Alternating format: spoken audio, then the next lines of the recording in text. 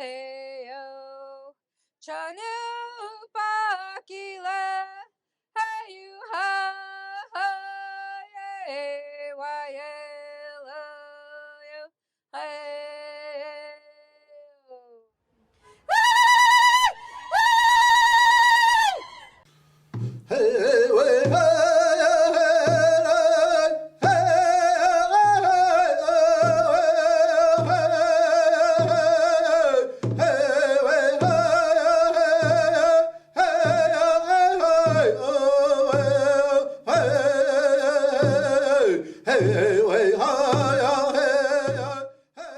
I was born at home. I am the third oldest out of 11 children. And there was an elder, a woman that was the one that delivered me. And there's a belief system among our people that you're a spirit until you're born. And when you come into the world, when you're born into the world, that first human touch is very important because that person that brings you into the world, they impart their essence into you. And that's when you become a human being, making this human journey. Prior to that, you're a spiritual being. And so throughout my lifetime, I always, I think, acted like, I guess I exhibited some behavior or mannerism of this elder. And when I was a young adult, you know, I would go visit my mother, and there would always be aunties there, or grandmas. They would be sitting there, and I'd walk in, and you know, I was probably supposed to have been there a half hour before, or whatever, you know, or for lunch or something, and I'd kind of meander in, you know, and my mom would say, "Leo kinach nui ichucha," meaning, you know, with the woman who didn't hurry was the one that delivered her. And all those grandmas and aunties would look at me and go, you know. It always explained why I was the way I was, because this woman imparted her essence into me. And so throughout my lifetime, you know, I basically knew the kind of person that I would become. As a young girl, I started school when I was 5, and I probably spoke maybe less than 10 words of English. They took me down to the mission school. It was a Catholic boarding school. So I went to school there, and I think the first 6 weeks were very, very lonely. I had real long hair, and when I went, they cut my hair above my ears. You know, we all got haircuts, you know. And so I ended up at the mission there for 12 years.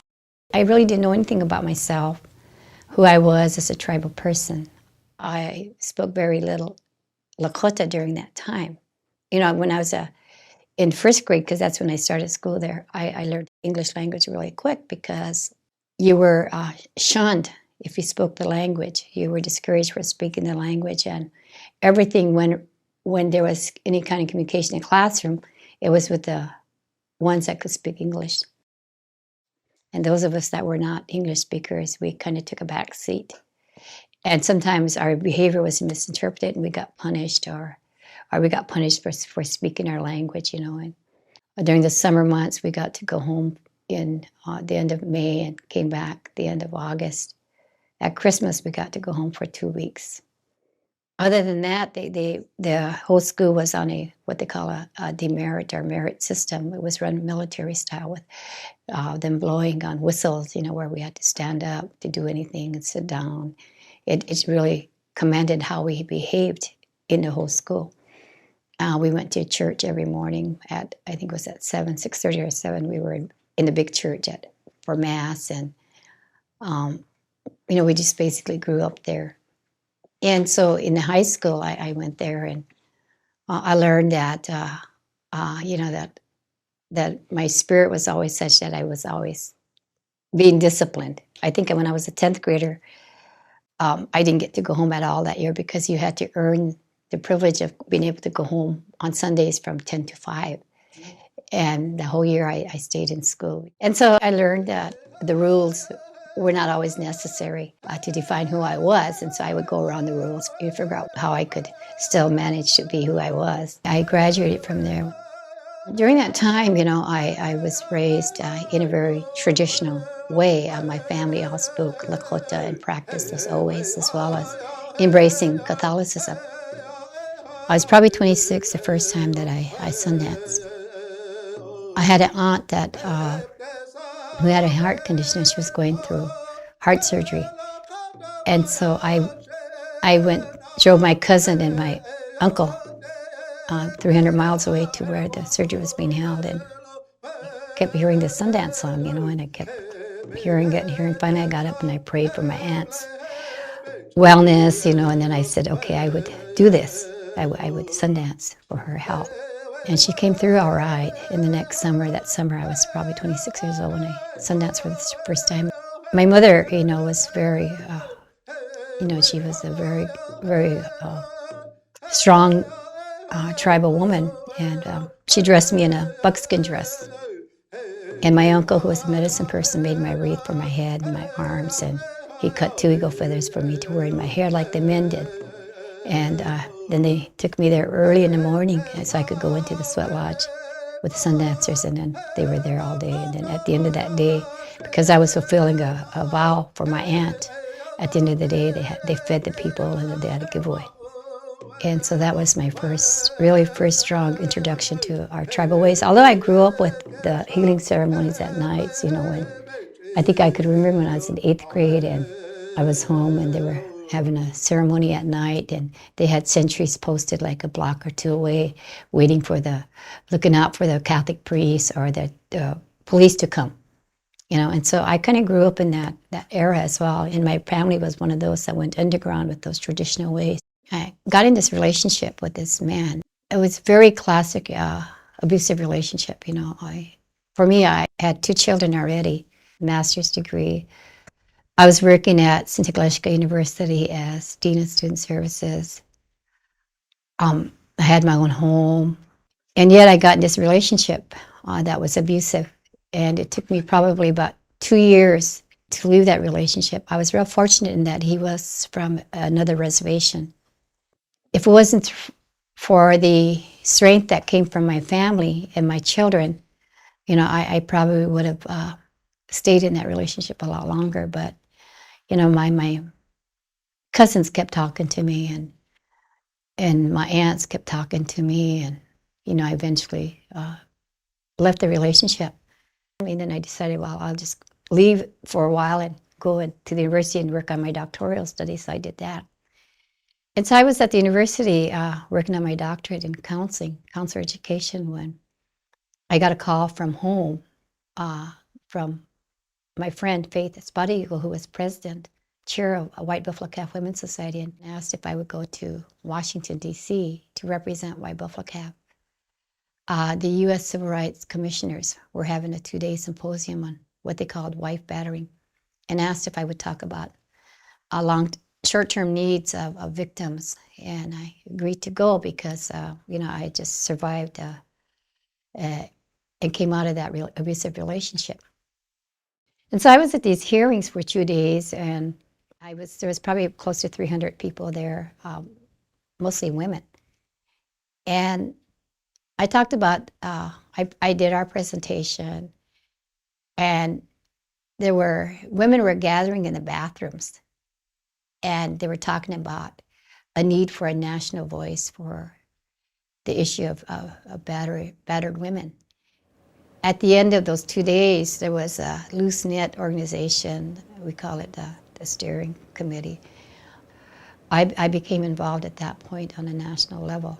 In the spring of '78, after that January trip, there was those hearings were being held in Washington, and so I went up. At that time, we had an Indian desk in Washington, D.C. So I went to the Indian desk and I asked if they could put me in these hearings, and so they did.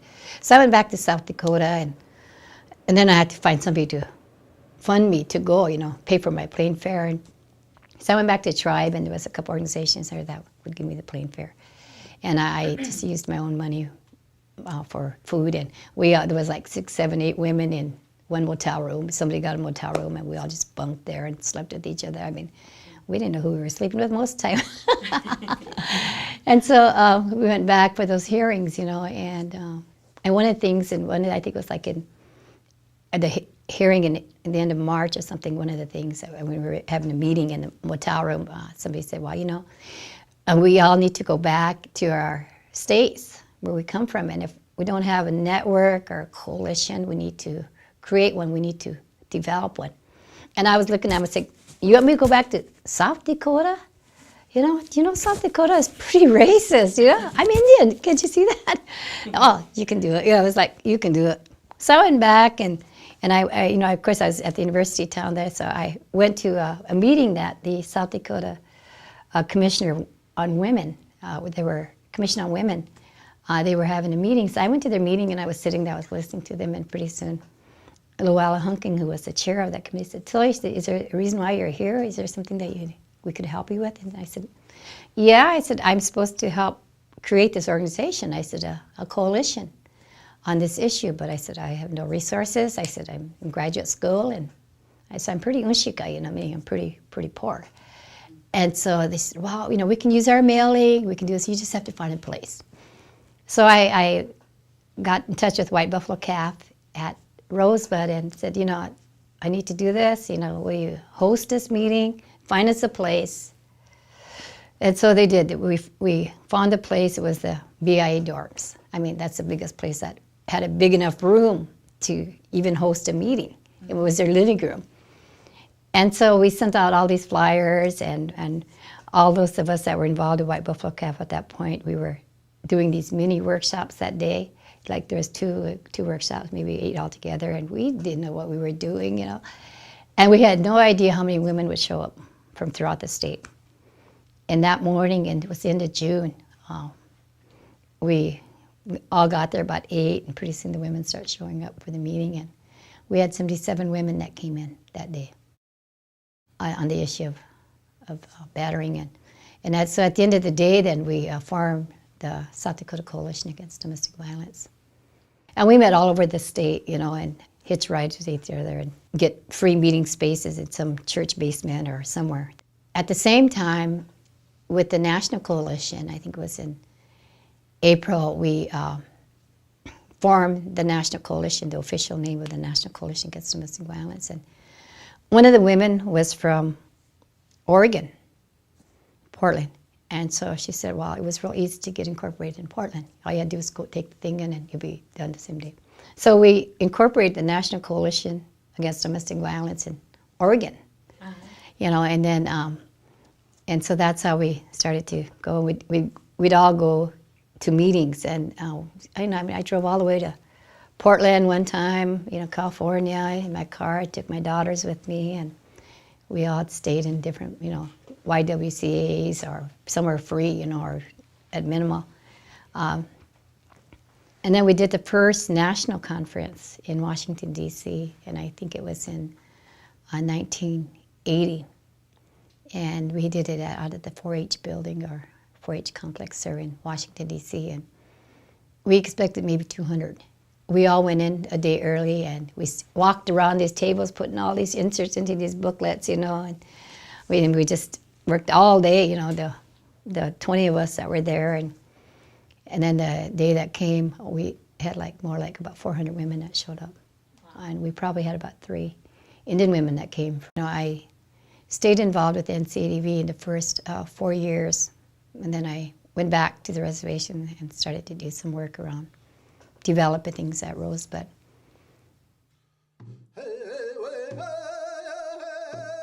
One of the things that happened first was that we asked to name our organization after a sacred legend.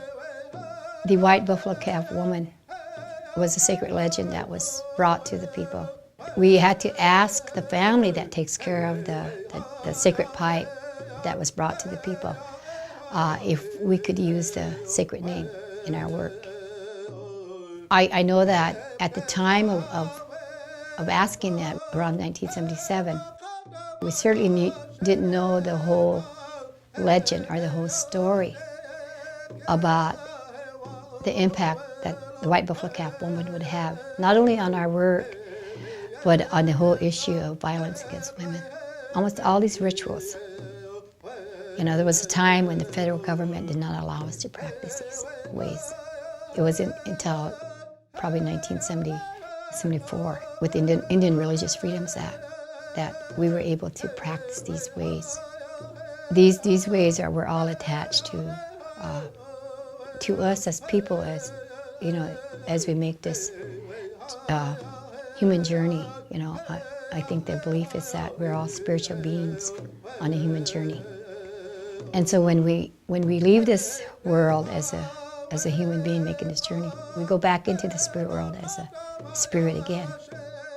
It's the way that I was taught as a young person, as a child, you know, as a young woman, and now as an adult, and I guess I'm kind of into the grandma stage now, you know, and I'm having to teach these to my grandchildren. And, you know, there's times when I tell my granddaughter, you know, I'm going to sit with you, you know, comes down, rolls her eyes, you know, here goes again, you know, grandma's going to tell me something.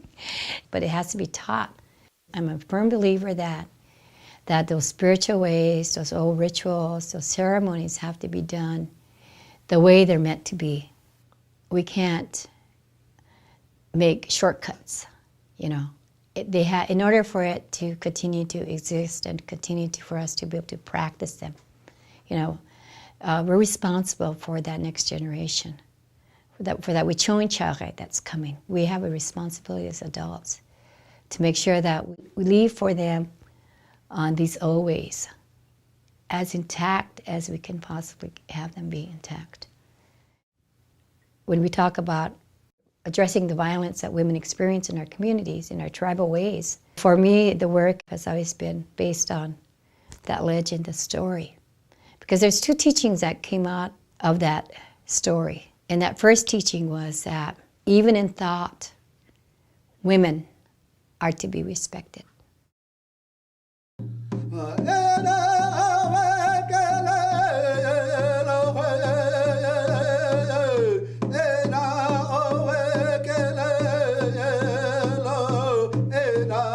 The work that we do is about social change.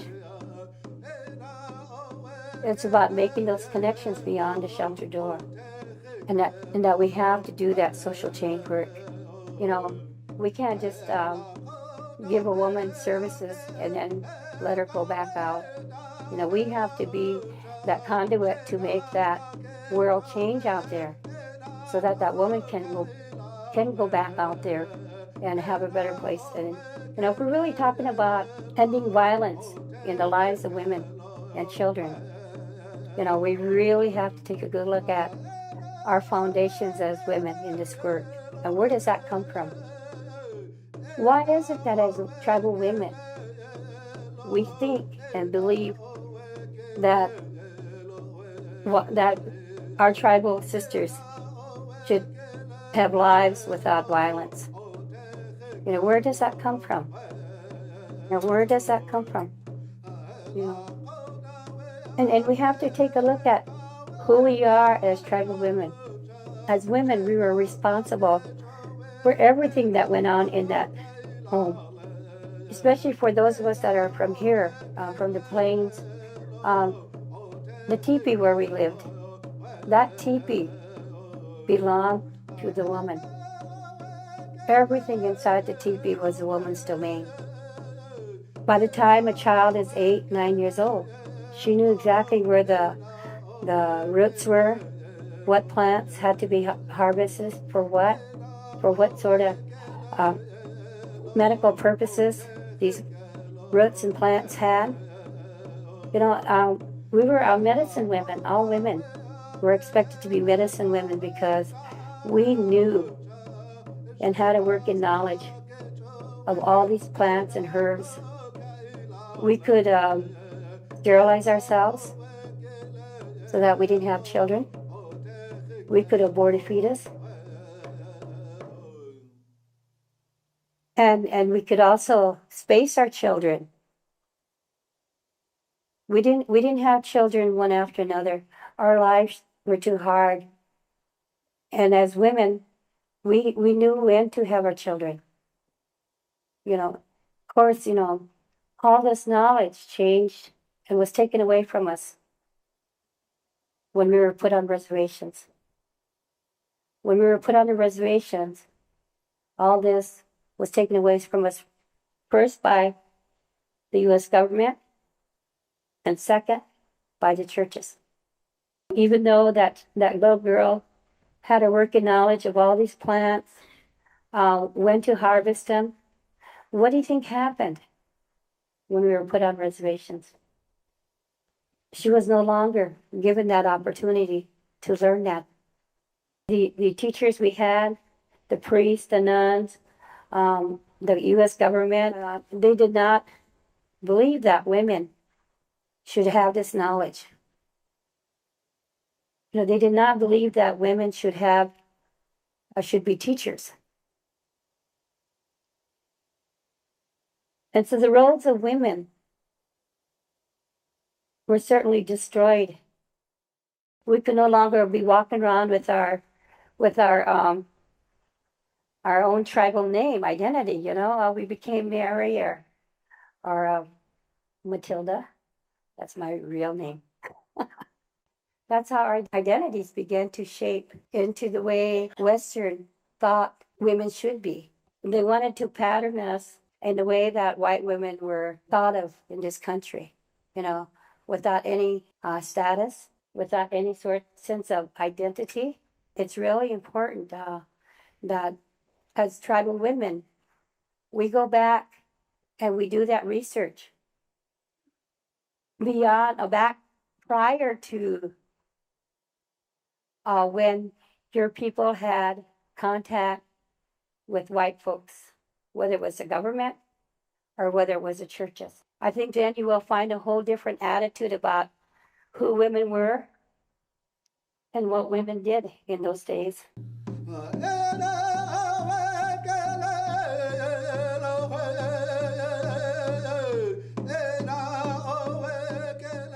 As far as traditions is concerned, is that there's been many times where we've taken women into the purification lodge. It basically lays a foundation for the woman for healing, and that's where I think that it's real important that women who certainly believe in traditional spirituality, you know, are reclaimed by that. That there are other women there who have gone through a similar type experience, and that there are women there who are willing to support them, whether they pursue it legally or not pursue it. That's their decision. That's one way that I think that using the purification lodge as a means of healing for these women is very important. Over the years, you know, probably over the last 15 years, we've taken women in, and we prayed with the woman. You know, we helped her to reclaim her body. You know, one of the first things that we do is always to say, you know, we wipe her tears in the sweat lodge. We wipe her down, you know, with the sage and cleanse her that way. And that really, I think, benefits the victims who come in for that. And, you know, oftentimes the victims, you know, they want some kind of healing. And they know that, and I'm not even too sure if healing is the correct word for it, but they want something to help them stop the pain that they're experiencing. The feeling of fear, I mean, being fearful, not only for themselves, but for family members, to kind of put a stop to that, to put a closure to that. And that's where, you know, women don't come in just once, but they keep coming back, you know, for additional purification lodge ceremonies. I think that spiritual connection then becomes a kind of a foundation and a framework for how they take care of themselves in other situations. You know, so it's not just about this one time, but it's about other periods of their lives, you know, where, you know, they might be experiencing childbirth, they might be experiencing their daughter dating for the first time, you know, these life stages, instances of when they experience something that's real pivotal in their own lives. and so they want that to be spiritually connected, and to have that strong spiritual foundation. And again, it's about believing in Trunkashila or Wakantranka, having a belief in something greater, and the belief in that it makes you stronger. Bringing women into Sweat Lodge, we talk about the tools, that tools that women can leave those ceremonies with, and those tools can vary from culture to culture, but for us, for Lakota women, the tools that I talk about is giving women an opportunity to be able to use the sage and the cedar and the sweetgrass, an opportunity to be able to use the water even, in a sacred way, and to wipe a woman down in not only in the Sweat Lodge, but in her private home, if that's all that you can do. There's ways to do that. You can heat up rocks in the oven, and put it inside a pail of water, to smudge a woman down with that. That's how it was done sometimes in the old ways, to be able to use that kind of smudging and just putting cedar in that water, or sage water, and being able to wash a woman down, But I think those things are really important almost immediately after a woman has been terrorized by rape.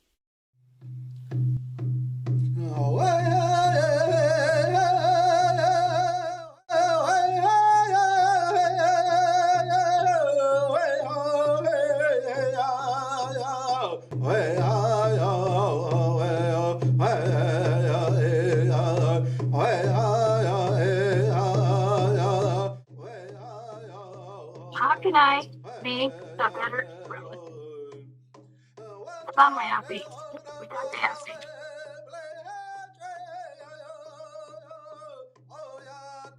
I think we draw upon our own cultural beliefs in providing a healing avenue for these women. On a national level, tribal women all over the country are organizing. They've taken a strong stand for safety for tribal women, issues of jurisdiction, and issues of sovereignty, for working together as tribal nations, and they're organizing and they're holding the U.S. government accountable. Tribal women again have taken on that challenge and now encouraging our relatives, even our neighbors, to walk with us on this journey of resistance.